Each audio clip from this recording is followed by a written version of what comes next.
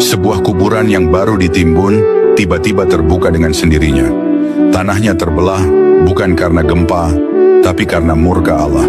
Inilah kisah nyata tentang seorang hamba yang lupa menyesali satu dosa kecil, dan karena itulah kuburnya menolaknya. Pada masa Rasulullah SAW, ada seorang laki-laki dari kaum Ansyar yang dikenal baik di mata manusia. Ia rajin salat, banyak bersedekah, dan disangka mati dalam keadaan husnul khatimah.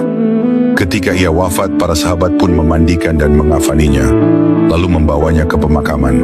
Suasana haru menyelimuti, doa-doa pun mengalun lirih. Namun siapa sangka malamnya terjadi sesuatu yang menggetarkan seluruh kota Madinah.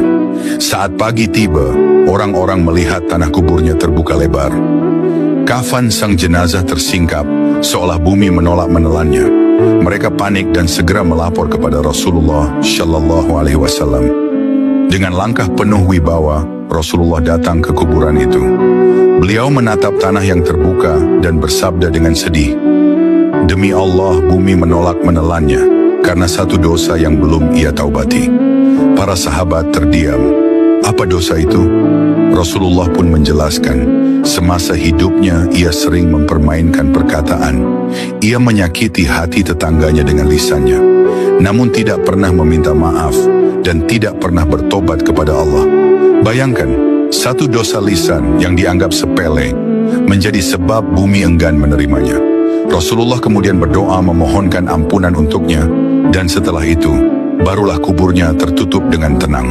Dari kisah ini, kita belajar betapa berbahayanya dosa yang tidak ditaubati, meski tampak kecil di mata manusia. Allah Maha Pengampun, tapi Dia juga Maha Adil terhadap mereka yang enggan memohon ampun. Semoga kita dijauhkan dari dosa yang membuat bumi enggan menerima jasad kita, dan semoga Allah menutup hidup kita dengan taubat yang sempurna. Kalau kisah ini menyentuh hatimu, tuliskan astaghfirullah wa atubu ilaih di kolom komentar. Dan bagikan kisah ini agar lebih banyak hati yang tergerak untuk bertaubat hari ini.